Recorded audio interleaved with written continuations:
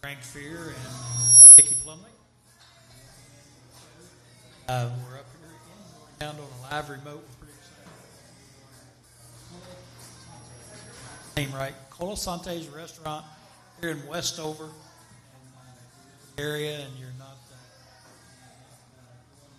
right straight to the stadium. Stop by here and get you something good to eat. Great food, great atmosphere, great waitresses. See their names up on the board here in front of us. Desk, restaurant, and the name of the waitresses who take care of you. So stop on in. COLASANTE'S, get you something good to eat. Guys, homecoming. And Mickey, you're here for a little reunion yourself. And trip in from Michigan to be with us. Pretty excited to be here. This is always fun to do the live remotes from Morgantown. We've been up here a few times, and it's always a good time. And Frank here in a little bit, and Mickey, we're going to have one of the former Mountaineer players in.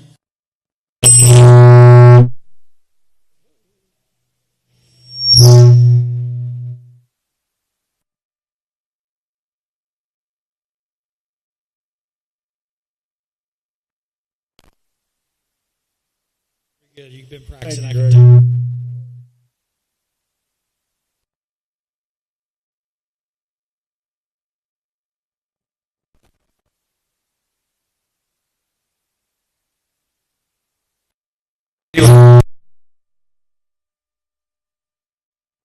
Working. Until we get that fixed, we don't want to have anybody in here eating after a while. Anyway, Frank, like I said, it's always fun to be up here. We've been up here and done this a few times, and it's always exciting to be in Morgantown, being here, and we love covering the Mountaineers, and we're going to do the same thing today. Our show is Mountaineer Locker Room Then and Now, and try to cover what's going on presently as well as things that's gone on in the past, and we've got some. Yeah, it's always, for me, it's a second home here in Morgantown, and always enjoy coming back. This is our third remote. We've done in 25. We were at Kegler's for the spring celebration in April, and then with the good work that Brian Joswiak does, Joz Noz Kidz fundraiser at Lakeview Country Club in July, and now thanks to the great welcoming of Anthony Colasano. We're here at his restaurant and enjoying the great food, and just put an emphasis point on what you said, Greg, that Anthony has a great restaurant here and the food is fantastic. Great Italian food, sports bar. Couldn't be happier to be here. Absolutely, and we experienced the cuisine before the show. Hawaiian pizza was on my menu, and I say, Kukuiho, I love you. Good stuff, and I don't know what you guys ate, but what I had was delicious. So people need to stop in here and check it out. All right, enough of this blabbering going on here with me. I'm going to slide out here in just a second and let you guys introduce our first guest up here. Again, another former Mountaineer player, a good friend of ours, good friend of the show, and I know a good friend of Mickey's, and we're excited to have Bob Zitelli with us. It's going to be a lot of fun.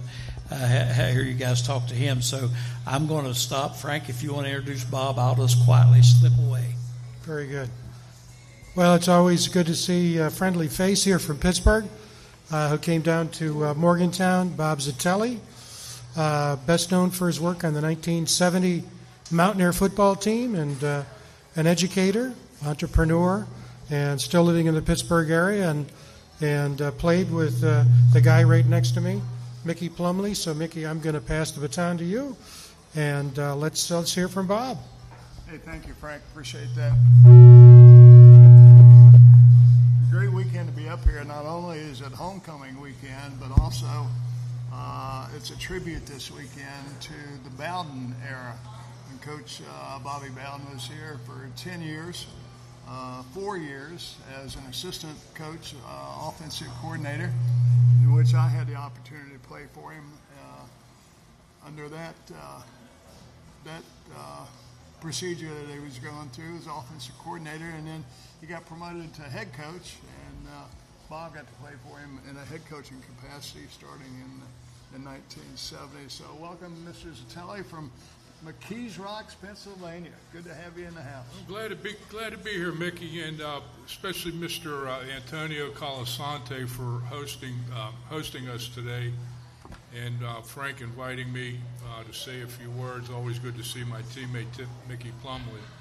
So, people at the Mountaineer Nation, I was just thinking on my drive in today from Pittsburgh. Why is a guy from Pittsburgh coming to WVU in Morgantown? But to me, I never regretted my decision to come here, receive an education, play football, Division I. But more importantly, I know our boys are struggling a little bit with the win-loss game, but as a former player, no one goes on the field wanting to lose. Everybody wants to compete to the best of their abilities. So our team right now really needs the Mountaineer Nation support more than ever, going to the ball games and cheering the team on the best that we can. I just think that's very important that we all keep things in perspective with Coach Rodriguez and the staff and the players as the program continues to evolve and develop. There's no doubt in my mind that at some point in time we'll get the program on track, get the players on board, and bring home more victories that the Mountaineer Nation certainly deserves. So I'll be at the game today. My heart will be on the field with the players, and I hope our fans give the team the support that they need. Maybe we get your body out there too, in addition to your. I don't know if I got a fourth quarter left in me, Plum. I mean, I'm up in years, and I was talking with Greg earlier. A few years back, Texas was in town, and we had a chance to be down on the field for warm-ups. But as the game progressed, we were at the locker room end zone for players, and that Texas team, they just started a drive down the field, and I could not believe the size of both teams' players. I mean, these fellows are out there, offensive, defensive linemen, 6'5", 6'7", 6'8", 3 1/4, 350 pounds. And I'm thinking, what are these guys eating for a post-game meal? I mean, they're massive, but they also have the agility, the strength, and the fortitude, play after play after play. So, college athletics, if you stop and think about the 100 or so teams in Division I, there are very, very select individuals that have an opportunity to play college football. So, not to be disrespectful, but out of the millions of high school players that are out there, there may be 2,000 or 3,000 that play on a Division I level.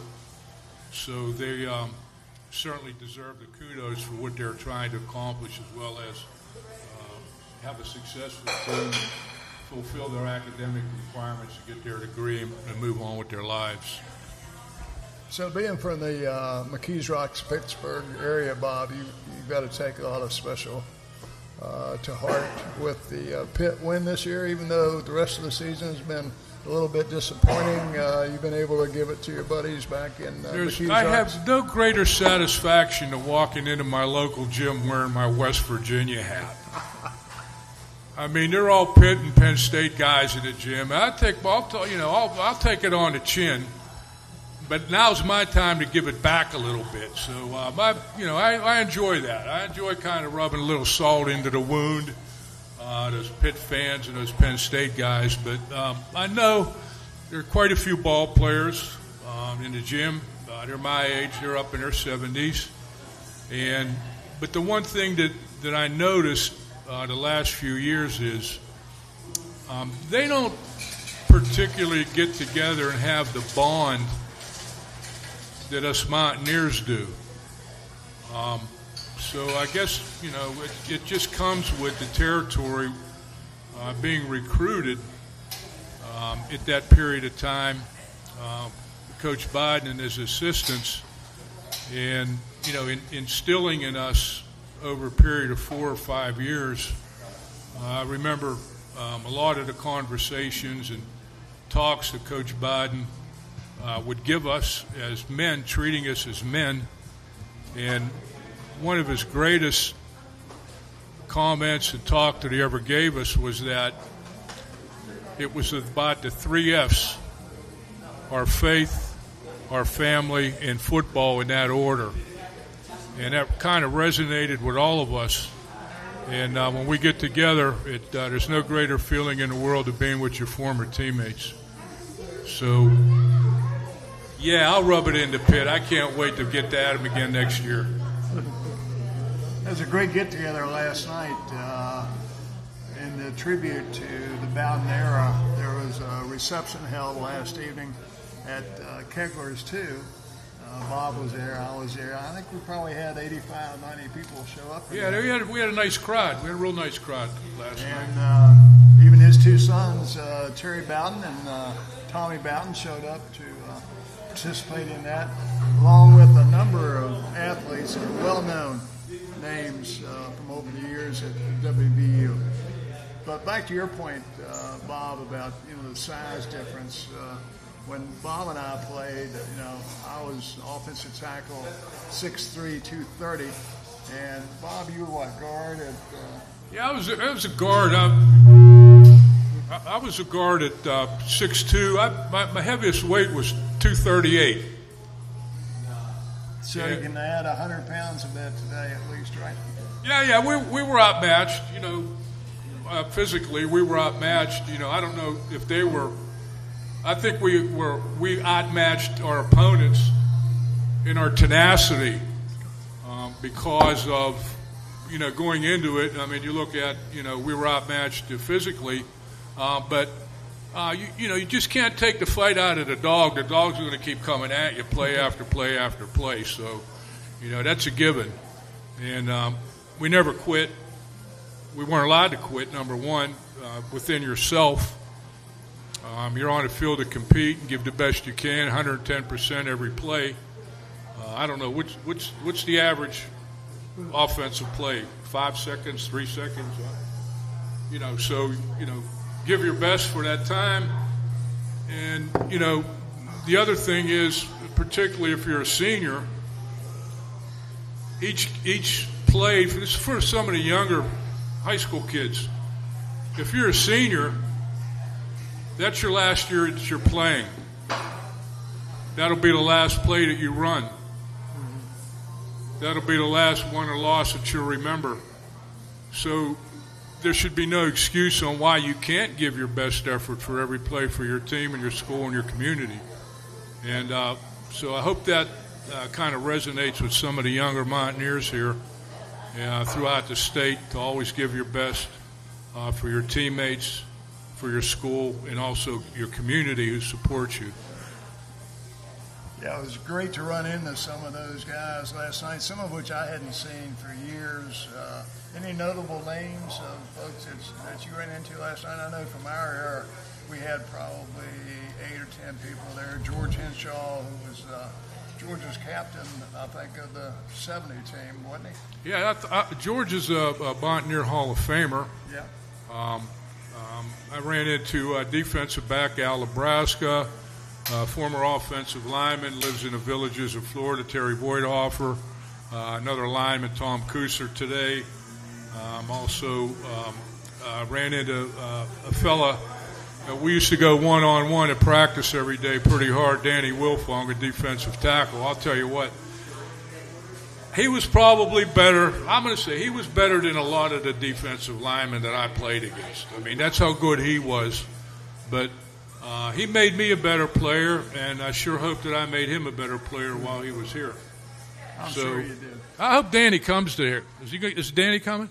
Well, he told me, I called him a little while ago. He said he's on his way over here, so I hope anticipate the show here He's, just a little bit. he was a man among boys when we were in school. He was a great defensive tackle. I love him dearly. Those out there in the listening audience may remember us talking about the Bombers or the Bomb Squad in previous shows. Danny actually started off as a walk-on, even though he had a couple of scholarship offers outside of the state of West Virginia. His dad said, no, you're going to Morgantown to represent your state as a walk-on. And he ended up eventually earning himself a scholarship, but he made not only himself better throughout his tenure at WVU, but he made each of us better going up against us, because you talk about giving 110%. No quit from Danny Wolfon. Never was, never will be. Nope. I can't wait to see him walk through the door. Yeah, we don't have to go one-on-one here in a restaurant. So, Hey, you guys may want to say a few words about this cap here that's been sitting, and why that cap's there, and what it means, and who said it, why he said it, and what he stood for. Well, there you have it. This was Coach Bowden's favorite and only curse word, dadgummit, is what he'd come out with every time he made a mistake or something didn't work out quite the way it was. So we all remember him by that one word, dadgummit. And as a matter of fact, this hat, courtesy of one of our former players who's now deceased, Jack Hammond, his wife and their daughter have a screen printing and embroidery shop down in Charleston, West Virginia, and they were kind enough to make up in honor of Coach Bowden about 15 of these hats, which we handed out to selected individuals at the get-together last night. So if you see somebody wearing a dadgummit hat, you've got to walk up to them, introduce yourself, and say, hey, you played for Bobby Bowden, didn't you? You want to add anything to that, Bob? The 4 years that I played for Coach Bowden and his staff, I could honestly say I didn't hear a word of profanity to come out of their mouths at practice, in a meeting room, in a pep talk, or even if you went in, periodically once a month we had to go in for a little academic meeting with our position coach. And, sometimes they get a little upset maybe with our behavior or something that we did outside of the line. But profanity just wasn't tolerated. And, that's just the way they were. That's the kind of men that they were. And, I stop and think about Coach Bowden's longevity in the number of years that he coached, and just multiply that by the number of teams, players, and lives that he's touched while he was in this earthly life. It's an amazing fact to stop and think about what this man did in the course of his lifetime, and the things that we learn not only from him but from his staff that carried into our lives, our families, our occupations, our relationship with others, and our care and love for our teammates at this stage in our lives. So, to say a little prayer for Coach Bowden, thank you for what you did.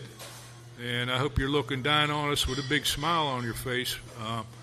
I would say that many of the ball players, there's not a day that goes by that we don't think about him. So I'll leave it at that. He was a great individual. His spirit's right here with us today. No doubt of that. What a legacy that he left, and such an honor to be here this weekend to celebrate what he built here in Morgantown. He wasn't as successful here at WVU as he went on to be at Florida State, but this was his proving ground as a coach. It's really where he cut his teeth, if you will. As a matter of fact, he recruited most of us. He recruited you. I remember you talking about the story where he came to your house for dinner one night, and your Italian uncle, you want to tell that story? I was kind of discovered by chance. Coach Biden was recruiting about several quarterbacks in the western Pennsylvania area, 3 of which were within a 5 to 6 mile radius of my local high school. One of the quarterbacks was our high school quarterback. Another one was from our rival high school quarterback, and another fella in Beaver County. And Coach Biden was making the rounds to our rival high school. He wanted a Dave Havern, who ended up going to Pitt. And he asked the coach, the coach's name was Chuck Connor at the time at Montour. He asked Coach Connor, who's that number 65 in a white jersey? And the coach told him, he said, that's Bob Zatelli.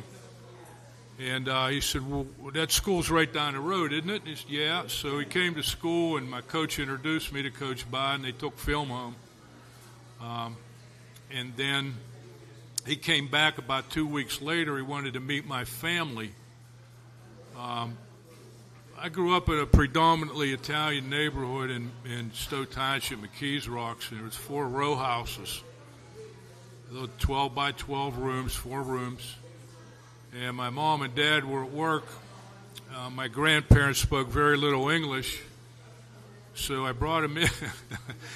I brought him into my grandparents' kitchen. My grandfather's talking to Italian to Coach Biden, who's from Birmingham. My grandmother, she starts preparing. You got to be Italian to appreciate this. My grandmother starts cutting the cheese, bringing out the pepperoni. My grandfather hands me a bottle of wine, and he wants me to. We got wine glasses out, and he's like asking Coach Biden in Italian, "Chi si beve vino? You want to drink some wine?" And Coach Biden is shaking his head. No. And anyway, we got him a bottle, can of Coca-Cola or something. We sat there and tried to carry on a conversation, and I'm speaking half Italian, half English to my grandparents on who he is and what he does. And my grandfather's just shaking his head like he knows. But long story short, my father came home from work about an hour or so later, and he had a chance to speak with my father, and he said something to my father. And he said to my father that, he said, look, I don't know if your son's going to start every football game if he comes to this university, he said, but we'll guarantee we'll do everything he can to make sure he's successful in the classroom and gets his degree. And, shortly thereafter, he got back on the road to Morgantown. And that night, my father sat me down. He said, you don't need to talk to any more schools. He said, you're going to West Virginia University. So that put a lid on it, and the rest is history. So I'm forever grateful I got recruited, and I'm here today. I'm back home again. Well, to me, it's just so rewarding, because my story on this is and then 50 years later have a chance to get to meet them and to hear their stories and to write their stories. It's fantastic. And the point that Mick and Bob have made is so important, and that is it's not just about the team and what happens then. It's about the impact that and the consequences in the years later. Both of these guys are very involved in foundation work in their home communities. And so the spirit lives. You could say, well, Bobby Bowden didn't have anything to do with that directly in the coaches, but they did have an influence in terms of what right living involves and what our responsibilities are, not just on the football field, but responsibilities, civic responsibilities, professional responsibilities. And as Mick knows, we've had the joy of having both Terry and Tommy Bowden on the show. Terry just a couple of weeks ago, Tommy last year, and you can just see it. And they were there last night, as you mentioned, Mick, and it's just rewarding, because that's what college football really is all about. It's about the opportunity to engage in athletic competition, get a good education, and then go out in the world. And it's not just about playing pro football. In fact, playing pro football is a very small part of it. It's about who you are, what you believe in, how you live your life, and then the succession of having an impact on others. And I've had a chance to meet the offspring of both of these guys, and you can see it in their children. And so it's quite an honor for me just to sit here with you guys. Nice to say so. Well, hopefully Mr. Wilfong will be showing up here shortly. I'm going to should we call Greg back up here at the moment, or sure. We're going to start talking about the game here pretty soon? Yeah, we will. We will. I was hoping that we could get Anthony up here. He keeps on showing himself. I mean, you're telling stories about pasta and cheese and pepperoni and wine, and we got to get Mr. Colasante up here, but he's disappeared back in the kitchen again. Yeah. Let's go, Mountaineers. There we go. Hey, thank you, Bob. Appreciate you coming on with good us seeing today. you, Bob. Beautiful. Always an honor, buddy.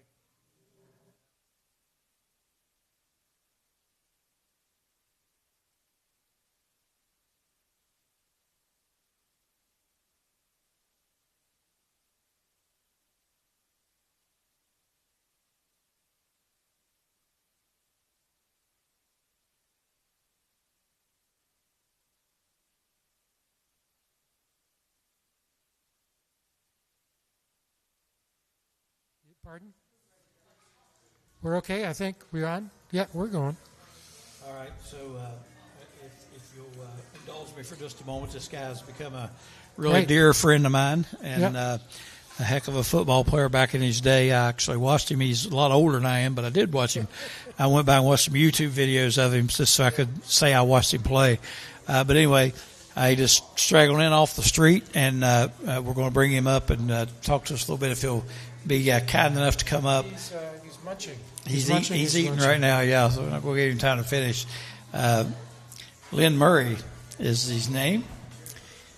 Come on in, Lynn. And Lynn has a walk.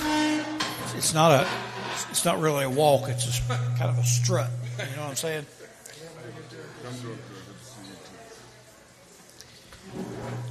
Lynn was a defensive back, played for WVU, and back in the day.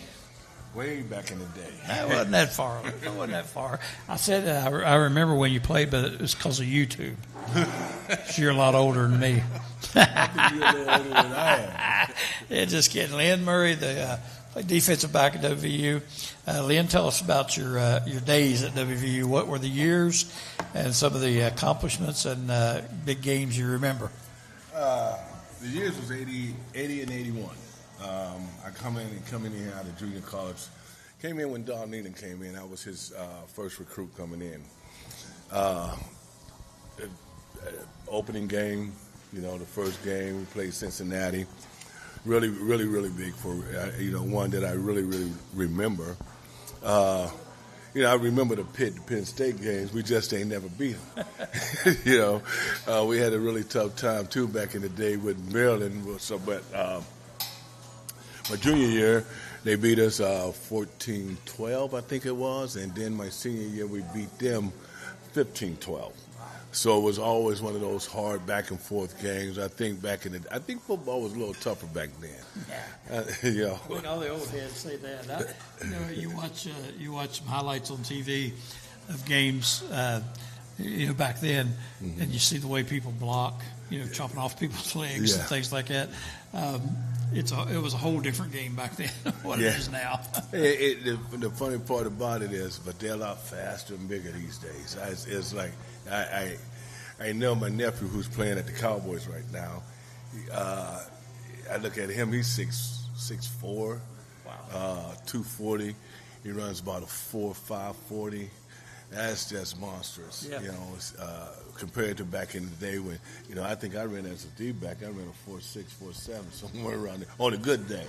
it was a 4.6. And you watch those guys on TV, like your nephew, for example, looks like a small guy out there. He's 6'4", 220, 230. And he looks like a little guy. That's what Bob and Mickey were talking about. I pointed out earlier to you that there's an offensive tackle and an offensive guard that play for WVU, and both of them look like they weigh about 170 pounds right now. These little small guys. It was funny when you pointed them out and told me the position that they played. I was like, what? Are you for real? Hard to believe, yeah. Times have changed, haven't they? Yeah, it has. It really has. This game has changed, and, but it's good. Oh, yeah. I think it's really, really good. I think the Mountaineers in a couple of years, I think Rick's going to come around there. I think they're going to do a great job. We'll talk about that in just a second. You had an interception I watched several times. I've watched it numerous times, in fact, in a bowl game. Yeah. Tell us about that. That was against Florida. We played Florida, and I remember going into the Florida game. Say we didn't have a chance. It's like, but they didn't know the Mountaineers. The defensive crew that I played with, we had Tally, folks. We were just we like to fight more than play. So we knew that we were going to give them a battle, and I knew that they probably was trying to take us lightly. They had Warren Peace as the quarterback, and they had a linebacker that was supposed to have been really, really good, and a running back. But, we just took it to them. I mean, we took it to them from the beginning of the game, and Coach Brown put in some different defense, and we took it. I mean, we really took it to them. Let's hear about this interception. Well, the interception, it's like, it's something I usually do, 'cause I got a question. Why didn't you score is what I want to know. Like, I told you what I ran. It wasn't like I was a 340. I saw a big fat lineman track you down from behind. It wasn't, but I had to run past them first. They had the angle, but it was like we broke out, put pressure on him. I came from up underneath, and he was trying to get the guy over in the flats ahead of me, and I was able to come up, pick up the interception, and scoot for, I'm going to say 20, 40 yards. Well, I think about 40. 10. About 10 yards. 20 or 40. It's funny. I think I led the team in interceptions that day, right? That year. But I don't even think I had more than 50 yards in returns. After interception. That's all right. So that tells you I was more of a hitter than because I dropped a lot of them too. I didn't have hands. So I was. They had me at the right position. Let me ask you this. I know you played for Coach Neal, and a lot of people watch our show. That's one of the questions they always ask us about Coach Neal. Ask him about Coach Neal. Ask him about Coach Neal. Yeah. What's your thoughts on? I mean, I know he's legendary, and really, I think brought our program to a different level at WVU. But what's your personal thoughts about him? As a human being, I think let's take away the coach, father. Let's put him as a human being. As a human being, I think he's one of the greatest ones I know. Man of his word. It wasn't too many coaches. I was being recruited by a lot of people back in the day. And it was something about Don. I mean, when we came up here, Coach, I remember coming in the office, he didn't even have all his clothes with him. So he had this here plaid jacket on. And I'm sitting up there looking behind him, and as he talking to me, I kept laughing. And he asked after a while, he said, what you laughing about? I said, you got that Bob Barker jacket. The price is right. And he looked at me talking about, I ain't got all my clothes, but we hit it off very, very well. And I was coming in right when he was coming in, so I don't think he knew the players yet. Me coming in, the strong safety was a young man named Fulton Walker. And Fulton Walker, great athlete. Yep. Great athlete. He's fast, can run. So me coming out of junior college as defensive player of the year, I knew that I had, a big task ahead of me. But I wasn't too much worried about that because, as a football player, you think that you're the best at that anyway. Right. So I remember when they moved Fulton to a wide corner and made room for me at strong safety, I just fit right in, you know. And I remember from day one, starting at day one, it was just 6-6 our first year. I think the leadership my junior year was, you know, we're not. I can't say it was bad, but it wasn't the greatest. My senior year, the leadership, you know, we just refused to lose. And then when we lost, we really didn't like losing. We lost to, you know, Pitt. We lost to Penn State, which was tough, you know. And then our last game of the season, we lost to Syracuse, which was really, really hard for us. And so, going into the Peach Bowl, we didn't go to lose. It was a lot of people go to a Peach Bowl, to the bowl game to have fun. Yeah, fun wasn't in our thoughts. Right, fun was not in our. You know, we figured that we were going down there, and we had a job. We were going down there to win a winning game, and let people know who West Virginia really was. Because after losing at Syracuse, that was, you know, we were ahead, you know, the first half, and they come back and beat us in the second half. Yep. And you know that left a bad taste. And you know, me as a senior, I really didn't want to go out that way. So when we got down in Atlanta, you know, it was business. We're gonna have fun, but we come here for one reason only, and that was to win that game. And people didn't think we would, but we knew that we had something that they didn't have. We had heart. You guys kind of, you know, in my mind, and again, talking about ages, I was in college at that particular time, and I was not a junior or senior. I was a sophomore, by the way. So that puts our ages there. Just a little older. Yeah, just a little older. So, you know, the following year, of course, we'd go out to Oklahoma, and that kind of elevated us. But you guys kind of laid the foundation for that. I think, you know, looking back from my memories of it, you know, 6-6, we were kind of okay with that. Yeah. You know what I mean? Mm-hmm. And then the next year, we win that Peach Bowl. We're like, man, well, these guys can be good. And then it just kept going up and up and up and up. Well, the foundation was set that first year. Yeah.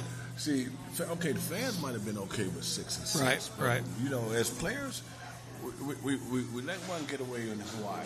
Yeah. We figured we should have won that game. Yep. We figured that we should have won a couple more of those games. Yep. And, you know, okay, the Pitt was number one. Penn State was number one when we were playing them. Okay, we could see that. But then we let Virginia Tech get us. Yeah. So that, you know, it's crazy that I remember every game that we lost. I remember those games too. Yeah. But we thought we were, I remember going into the Temple game, and we were 5-6. And we wanted, so we just have fun. And I remember that was the same, so that's what we went out there and did, and we had fun. We found our winning ways. But 6-6 wasn't good for us. I remember coming here the year before that. I know with Cincinnati they were 2-9. Yep. And you know, people were okay. We may have something being 6-6, but we were. It was. Our goal that year was a bowl game. Yeah. But we wanted to beat Penn State. Okay, we fell short of those two goals, but we understood that we still had more goals. We wasn't playing to see how good we were. We were playing because we wanted to win, and at any cost, you know. So I tell you, that defense that I played with was one of the. And the offense was good. The offense was just as good, but the defense was just really, really good. I thought. You. I know you live up here. You still follow the Mountaineers closely. Before we get on to anything else, what's your thoughts on the current state of the Mountaineers and where you think it's headed? Well, you know, Rich is a proven coach. Yeah, we know that. Once he gets the right pieces, you just got to be patient. You know, and I know sometimes in football, college football these days, the patience is not there. But with the way he coaches and I think we're going to be great. I think, you know, just give us, you know, just take your time, patience with him. Yeah. You know, because here he brought in 80 new players this year. Yeah. Probably going to bring in 80 new more next year. yeah, kind of looking that way. You know, it's looking really that way. You know, but once he finds the key, a quarterback. Yeah. Once he gets you know, behind the helm and someone running his offense the way he runs it. we'll see everything that what we brought him back here for. Yeah. Well, we've talked at length at nauseum on this show about the fact that he did bring in 80 new players, plus he's putting in a new system. Yeah. So all of them are learning this new system, and he don't have the type of players that fits his system just yet. Not all of them. Not all. So I think the games now he's looking for foundation builders. You know, like you guys. To get things headed in the right direction. You run a place called Lauren's Wish. Yes. And that's how I got to know you. And I know it's a tremendous project and just a great place. And I want to give you an opportunity to talk about that. Just are you going to the game today? I know you probably need to get out of here. Yeah, I'm going to the game. Me and my wife said, well, we're going to the funeral. Well, but you're going to make fun when you lose, but you're going to cheer. That's right. I've been making a lot of excuses. Offered several tickets here today, and I was like, I'm just not physically able to climb those hills. Well, we got a blue light pass. I'm like, I still got to go those steps. And my wife says, you can do that. And I'm like, well, but it's supposed to be 40 degrees tonight, and we're probably going to get killed. I looked at it like, I want them to do well. My thing is this. Okay, you lose, but you fight. And as long as they got that fight with them, I think they're going to be cool. Exactly. They keep that fight, and then it goes not from only this year. It rolls into the next year. Here comes your leadership role. That's right. And then once you build that up, then you start to roll it a lot better. Yep. So. I told Frank on the show last week that I think now what we got to look at is, are they playing hard? Yeah. Which they seem to be playing hard no matter what. Even last week when they got killed, they play hard up till the end. And I said, you also want to find players and see how they play when they're behind 35-0. Are they still playing hard? Are they still trying? Are they putting that effort out there? Those are the type of people you can build with. And understanding this, it's like we're here in the middle of the season. My thing is that the mistakes that just keeps happening. Yeah. Is that to win this here game, you got to quit making so many mistakes. And if you quit making mistakes, then you got a chance to at least you'll be in the game. Right. Have a chance. You can't keep getting beat deep. Over and over and over, and thinking that that's pitch and catch. Well, and I have said this too. In my opinion, that the offensive line has struggled. I don't think there's any question about that. And it's all a big machine, and when that defensive line is not putting pressure on the quarterback, it makes it really tough on the defensive backs. That's been part of the problem as well. And I don't know that it's all talent in that defensive backfield. No. It's that we're not getting pressure. We're not doing things that we need to do in other places. The thing about it is it's hard to hold them. If you're not getting a good run. Well, you know how it is to guard somebody. You can't guard somebody for 4, 5, 6 seconds. And I remember the first year. I remember we were learning the system. Don didn't put in, and I remember about the 4th or 5th game, somebody came on the radio and said, "How come the deep backs let them catch it, and then you tackle them?" And I took offense to that. But they have to take it. There's a pride. Playing with Mountaineers. As if you got to have that Mountaineer pride and understanding what this is. My thing was I'm playing for blue and gold. Okay, you get money these days, but the blue and gold was tough. And so as long as you play for blue and gold, I think that's the biggest the key. thing. That's right. Real quick before you go, tell us about Lauren's Wish real quick. Oh, Lauren's Wish. Okay, Lauren's Wish is a Addiction Triage Center. All right, what we do is if someone can't find a bed in rehab or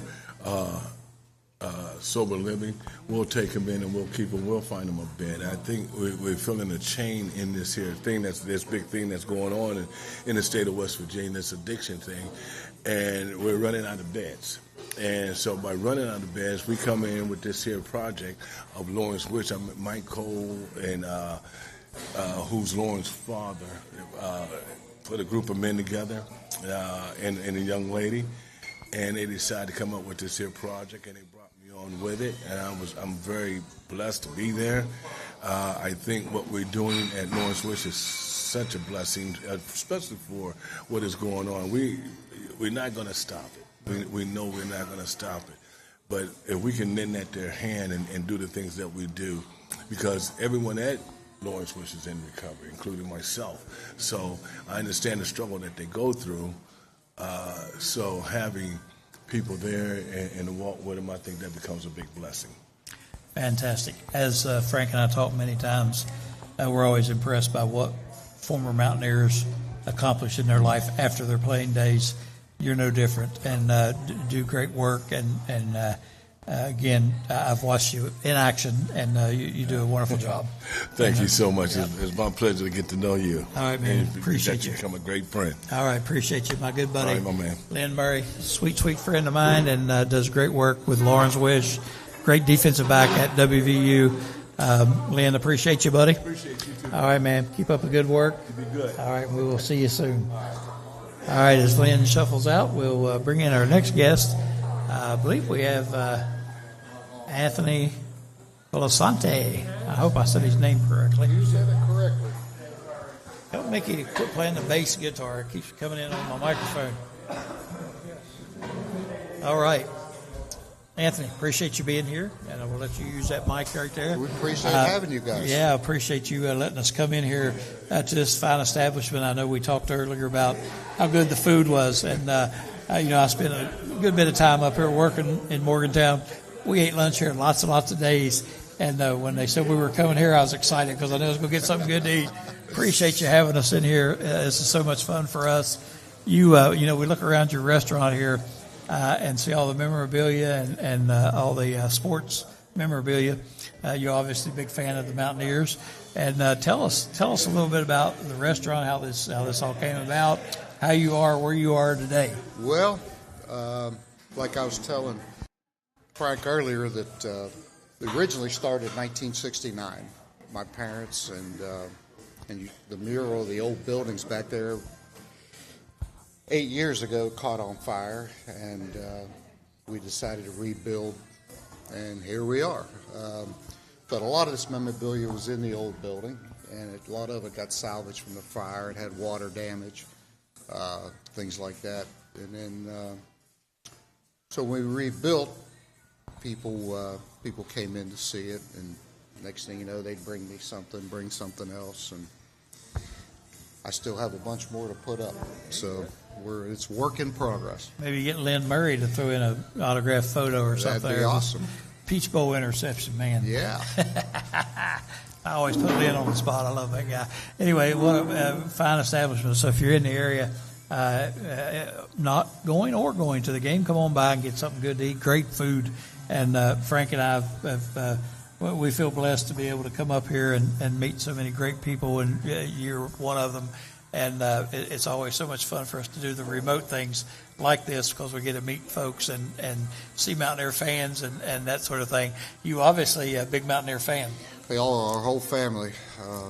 Yep, most of them are tailgating right now. So, Frank, you want to jump in there and talk to Anthony?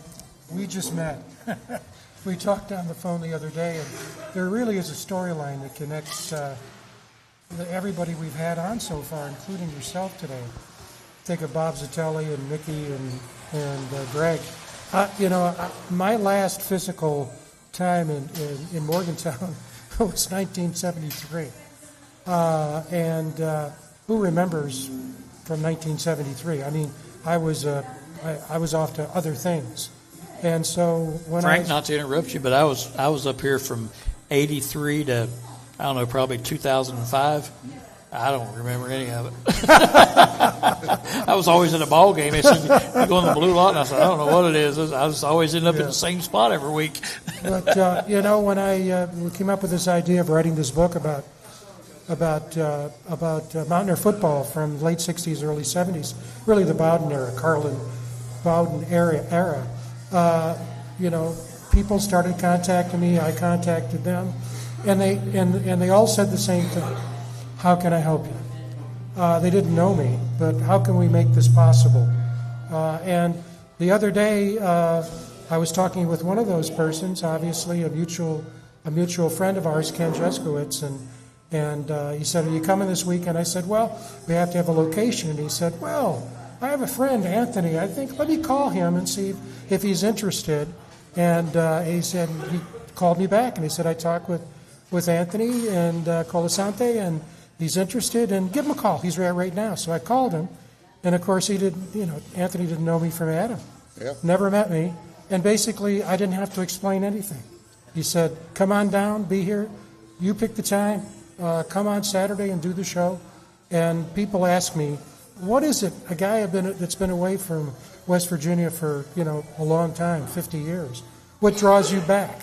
And it's the people. It's that attitude of how can I help you? How can we make this possible? Because so many of us in our lives, it's just the opposite. Okay, you're trying to do something. How can I stop you from being successful? Greg was that way. How can I help you? Mickey was that way. Bob was that way. In fact, it was really Bob who got the idea of the book started. Called me and said, "Hey," and then the book evolved from there. So we really appreciate being here. Not just being at your restaurant, which is absolutely fantastic. I can vouch for the food, but people like you, it warms your heart. It's our pleasure. Anything for Mountaineer football, Mountaineer Nation, we're right there. You guys, I know being in Westover, a little bit off the beaten path when it comes to game day and that sort of thing, but nice flow of people coming in all day. I know, like I said, we used to spend a lot of time here at lunchtime, always crowded, packed in here, but like Frank said, one of the things that we've noticed since we started doing this was just how welcoming everybody has been. You obviously, no different, exemplified that. And you obviously are a great host, and we appreciate being here more than you know. I know you follow the game, you follow the Mountaineers closely. I'm just curious, and I know this may sound like a crazy question, but when the Mountaineers are good, is business different? Oh, absolutely. Okay. Absolutely. I thought that might have been a dumb question, but no, it has a big effect. I would think that it would. More people from out of town come back, and people that went to school here, played ball here. Right. This is kind of like their old stomping ground. Right. So, yes, it has a big effect. But as you can see today, we're not doing that well this year, but everybody's still on board. Still there. And the crowd is probably going to be a nice crowd. Yeah. Yeah. Gold Rush. Yeah. And, I thought coming up here, well, the traffic's not real heavy. I drove from southern West Virginia up. But then again, I looked at the clock and said, well, it's 10 o'clock in the morning. It's a 6 o'clock game, so it's not going to be terrible. But I was curious to know and I kind of assumed that if it was, the better the season, the better the crowds, because there's more people flowing in. But this place, to me, and again, I was only here a limited time, but it seems to me like you stay pretty busy most of the time. Pretty steady, yeah. You guys are, again, very supportive, and I'm looking at the memorabilia, and I meant to ask you about how much survived from the fire. I know you said some of it did, but I'm sure you lost a great deal of memorabilia as well. Sure did. But people have stepped up and filled it back up. It looks great in here. Thank you.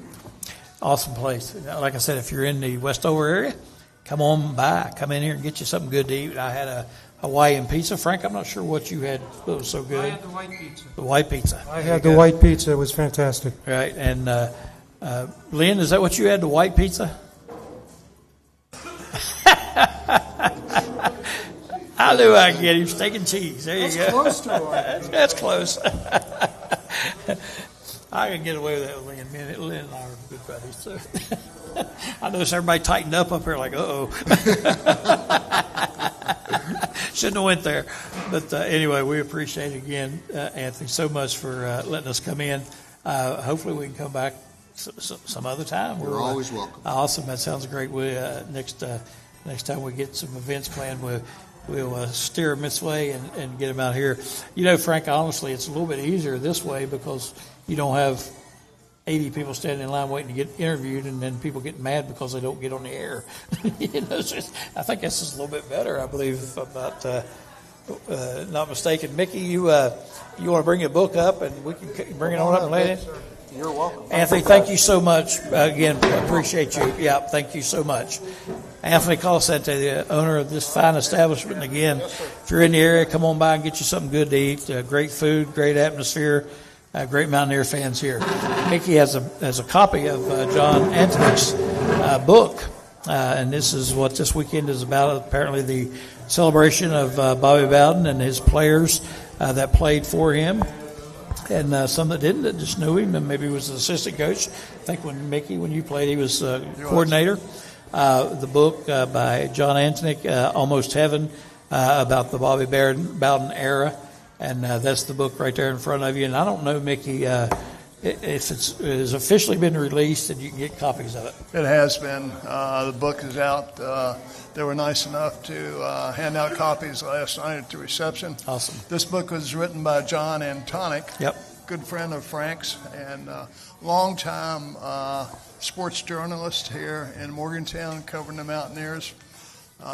This took him, I think, about a year and a half or so. I know he collaborated with Frank on the writing of this book, following up on Frank's book about our team back in the late 60s. But this book is a great read. It covers not only Coach Bowden's time here at WVU, where he spent the first 10 years of his head coaching career, but all 44 seasons that he coached. And when you think about this, it's just overwhelming, I think. He coached for 44 years.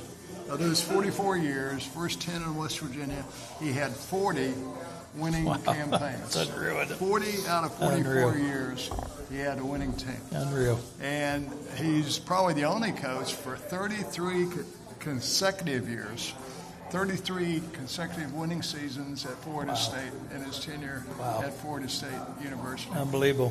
Frank, you want to add anything on John's Frank, before you tribute go, here? I would like to say, with this book being out and your book, for people my age, and I know I tease you guys about the age thing all the time, but for people my age, I was extremely young during this era and your era when you played, and don't remember a whole lot about it. This is so valuable to me, what you guys do. We're putting these books out and giving the history. I've read Frank's book numerous times already. I just find it so compelling to read about, the mindset of the players and the camaraderie of the players and that sort of thing. I'm sure this will be the same. And, for me, hats off to you guys for putting these things out. Fantastic. Well, that's very nice of you to say. And what I was saying earlier, too, Greg was the first to really reach out and say, how can I promote the book, my book. And this book, John Antonick, I've said this before, I'll say it again, West Virginia University is so lucky to have a person like John Antonick because he, in effect, is the athletic historian. Even though he doesn't have that title, he is essentially a content specialist. Make sure that athletic content gets out, particularly through the medium of WVU sports. But what John does is he's an historian who tells a story. He really is, and his books are based on deep interviews with his subjects. And unlike me, who's an academic, who will put a lot of interpretation in, John just basically tells what people told him. It sounds easy. It's not, because you've got to tell it. You've got to tell the story in an exciting way, and also in a way that obviously the person that you've interviewed can say, yeah, that's what I said. Yeah. And that's what this book is. I don't know how many people he interviewed, but he had, I think, over 10 years of material that he had put together, and I'm doubly pleased that it's published by WVU Press, because that puts the official stamp on it. Yeah. And Frank, don't sell yourself short. I know when I first got to know you, one of the first things you did was send me recordings of the interviews that you had done with Mickey and the guys, and I listened to those for several days. So, you put your time in too. Don't sell yourself short on that. And again, hats off to you guys for this. I mean, this is history, and I taught history for 30 years, and to me, it's like a treasure chest.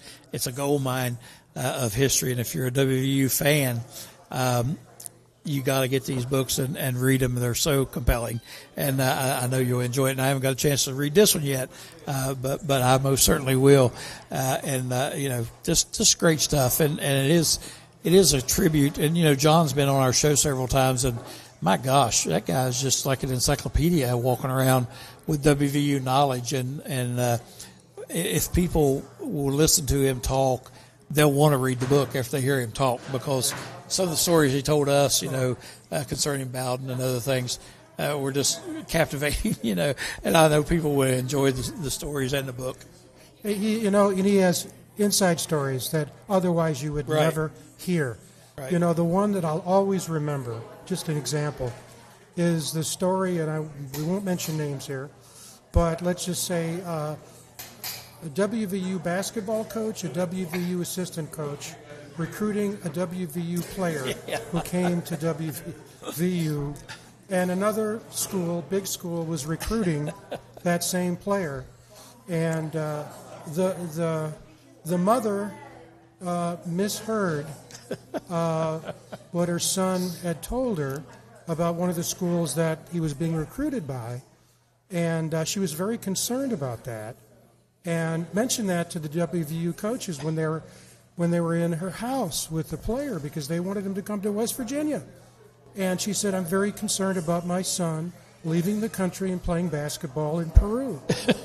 And of course, he was being recruited by Purdue. So the story, as John tells it and has written it, which is beautiful, the head coach, being ethical, was going to tell the mother, and the assistant coach put his hand on the coach's knee, which was a sign, "Shut up, I think we can get this guy. Let her think that, and there's nothing illegal or anything like that. It's just a great story. It happens all the time, but that's the kind of story that John, and actually the reason I tell that story is that John told the story on our show. Yep. So I'm doing nothing more than just repeating a story that John, and you hear a story and you just break out laughing. And by the way, the player came to WVU and had a great career. Yep. Not in Peru. Not his in mother Peru. was very happy. Stayed in the country. Yeah, exactly. So I guess, I don't know, I guess you can get the book probably on Amazon, I'm guessing by now. And I think Barnes and Noble down here has it. So make sure you get you a copy. I'm sure that's going to be a very popular book. I don't have any doubt. But you also need to get Frank's as well. A very interesting book. Like I said, I've read it several times. Guys, I tell you what, we're getting a little short on time, I think. I don't know exactly what time it is. Go ahead. It's 22. We got started late. Two things. We want to say first a few words about Tom Bowman. Yes. And Mark Parsons is going to come in and end the show with us and talk a bit about not only Tom, but also his thoughts about tonight's game, which we haven't talked about a lot. And I think the fans will hopefully forgive us for that. We're not trying to avoid that, are we? At any rate. I'd say the white elephant in the room. Let's talk. We're dedicating this show to Tom Bowman. Yes. Don't know how many of you remember Tom. He was a player for the Mountaineers in the early 80s. Yep. One of the first, like Lynn, one of the first players that Don Nealon recruited. Tom was a high school star out of Ohio. He was a tremendous football player and a track star. Yep. And I think that the record he made in high school track may still exist. At any rate, came to West Virginia, was not a first-line player. But one of the stories that's in Don Nealon's book is I think, just shows you what kind of person Tom was. And Tom passed away this week of heart failure and organ failure. He was only 63. But it's a story about the 1982 WVU Boston College game. And it was a very tight game, and it was at home. And West Virginia had the ball on their own 36-yard line, and it was coming to the end of the game. And Coach Nealon was thinking about, what do I do? It was like 3rd and 4. Do I go for it or do I punt? And so Tommy Bowman was on the special teams, and he went up to Coach Nealon and said, "Coach, I don't know," and this is in Don's book, "I don't know if you're going to punt, but if you do, I guarantee you I'll get the recovery. It's going to be a fumble." So Nealon, as he explains it, and I went back and read that passage before today's show, thought about it back and forth, consulted with the assistant coaches, and decided, even though the fans were booing some, that he was going to punt the ball because the way the clock was such that West Virginia might not have gotten the ball back and BC may have scored. So he punted the ball. Tommy had a beeline on the receiver at Boston College, hit him just as the ball came, dislodged the ball, recovered the fumble. End of the story, West Virginia not only got the ball back, but scored and won the game.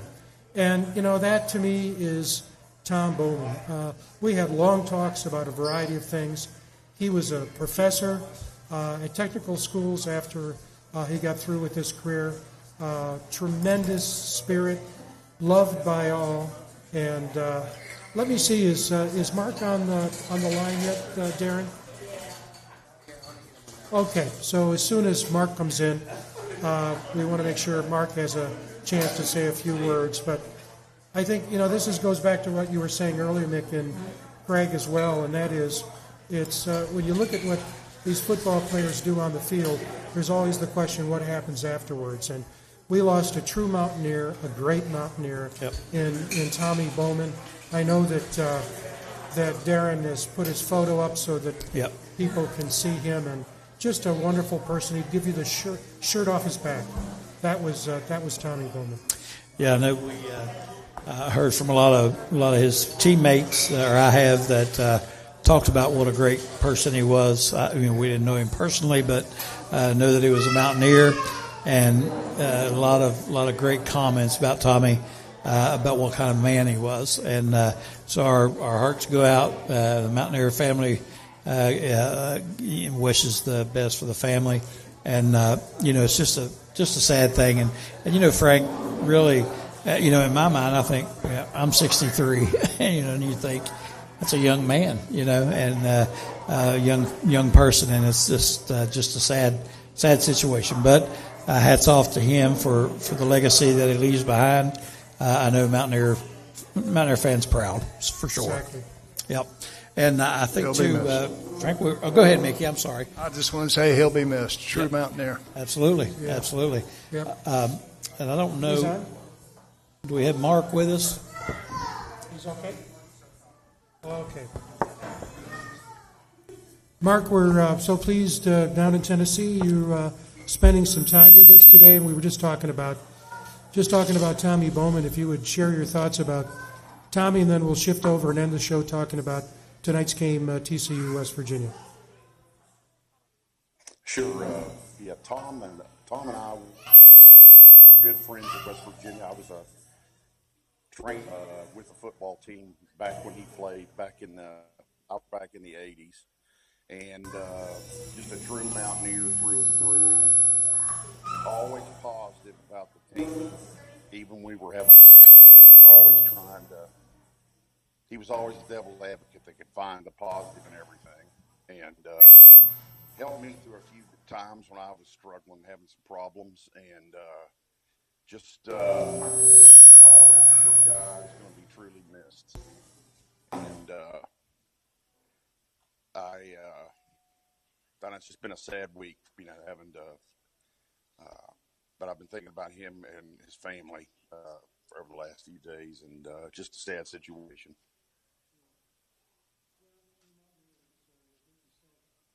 Shifting to the game that's going to start in 2 hours here in real time. It's 3:45. Your thoughts? TCU, WVU. Well,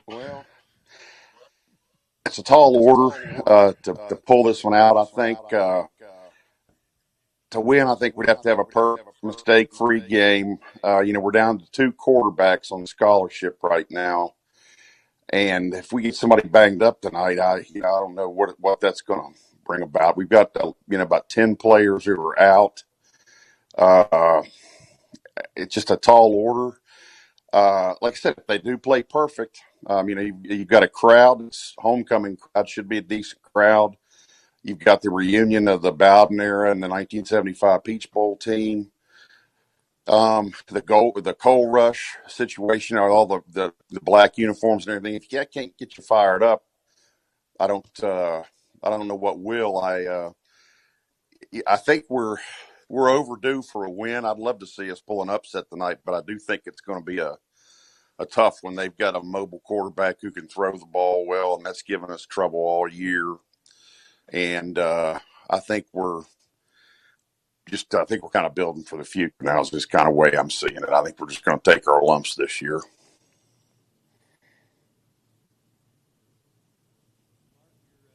You don't know it, but we're here in the restaurant, and I don't know what is there, 200,000-300,000 people in here listening to you. So whatever you say, it's going to be widespread. So make sure you're careful with your words.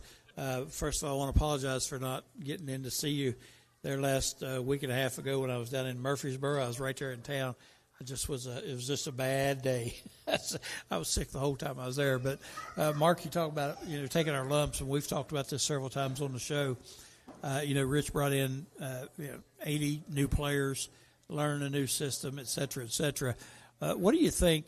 Frank and I have talked about this a couple of times. What is he looking for at this stage of the game? At this point in the season, when you know the season is pretty much over, you're not going to go to a bowl. What do you think the goals are right now for the Mountaineers?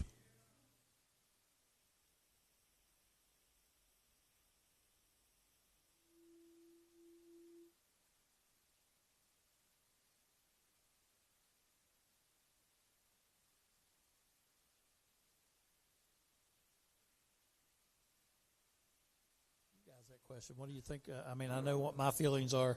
What do y'all think about that?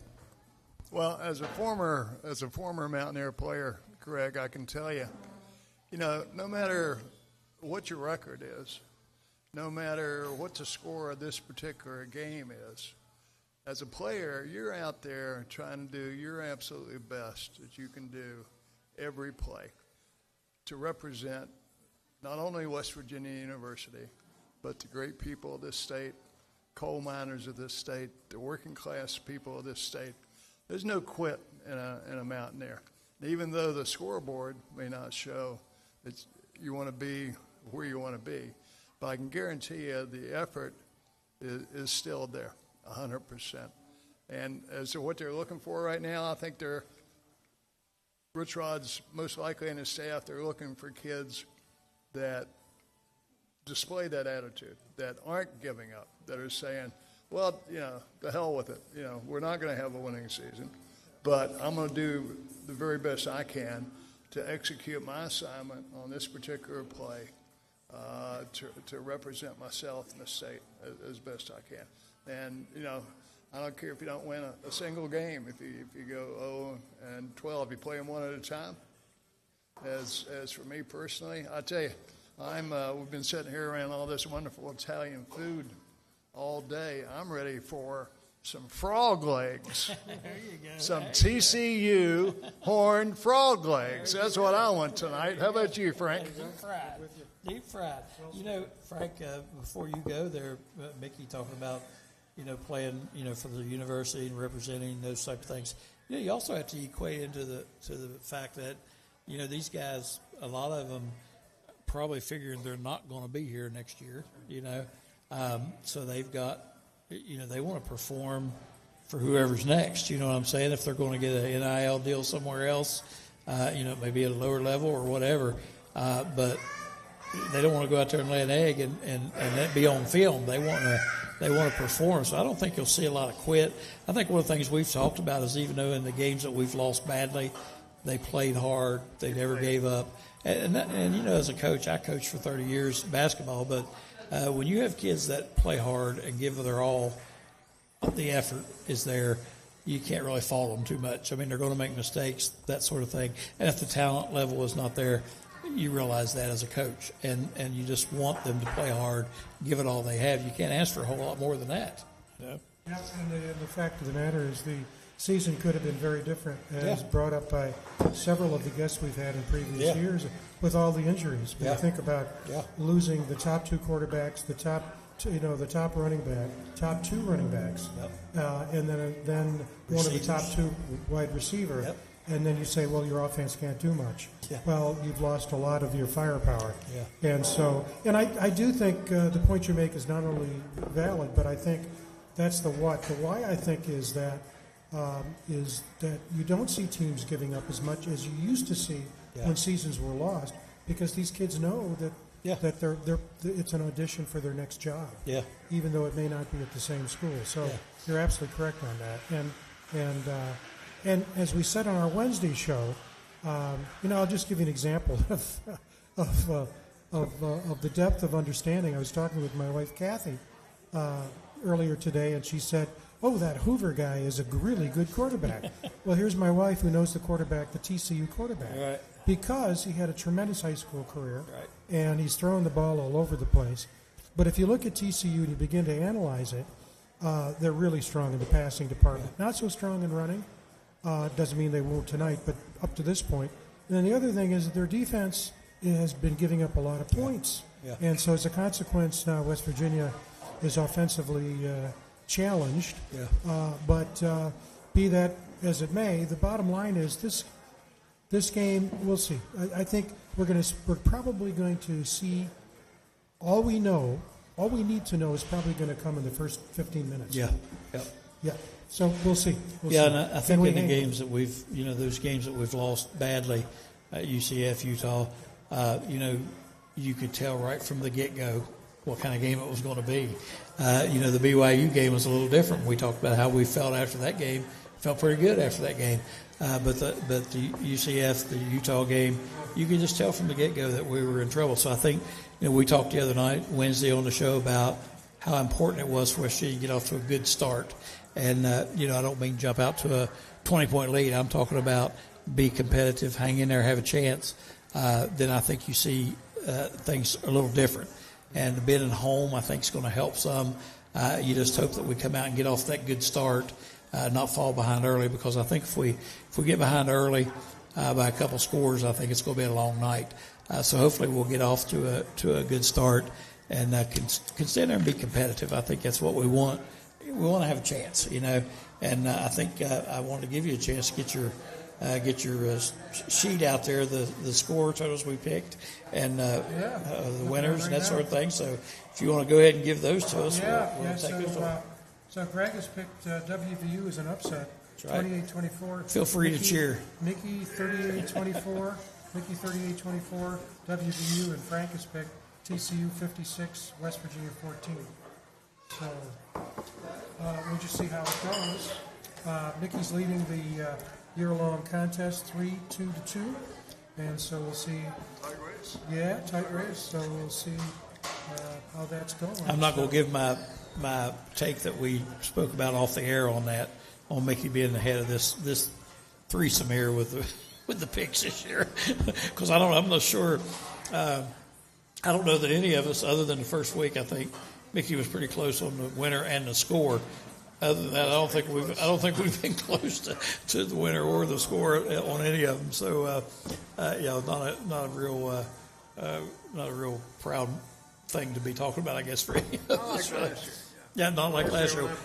Where Mickey dominated, yeah.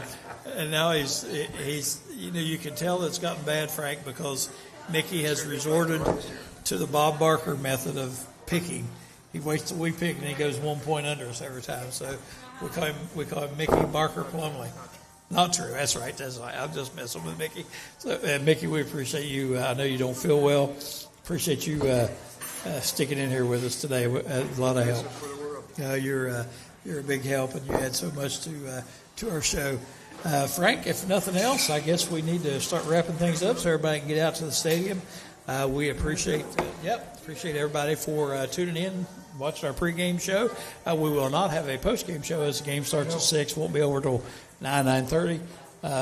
We'll all be snuggled up, or I will be under a blanket by that time, watching intently. So we appreciate everyone for tuning in. We appreciate also, more than he knows, Anthony Colasante for inviting us in to the restaurant today. What a great establishment, great food. Make sure you get in here and give it a shot. You won't regret it, for sure. So with that being said, guys, if there's nothing else, I think Frank, who do we have Wednesday night? We want to get that out there for you. I was looking through my notes. Trying to remember. I can't remember either. Yeah, I told you earlier, if I don't have it written down, I don't remember. Well, we'll make sure we get it out on. We'll have it on Facebook and Twitter, so you'll know who we got Wednesday night. We hope you'll join us then. But again, thanks for tuning in today. We appreciate you for watching. We appreciate our guests that took the time to come up and talk to us.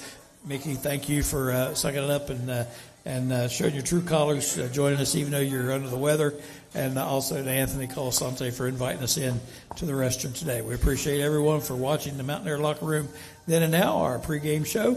For Frank Fear and for Mickey Plumley, I'm Greg Christ. Have a great day, everybody, and let's go Mountaineers.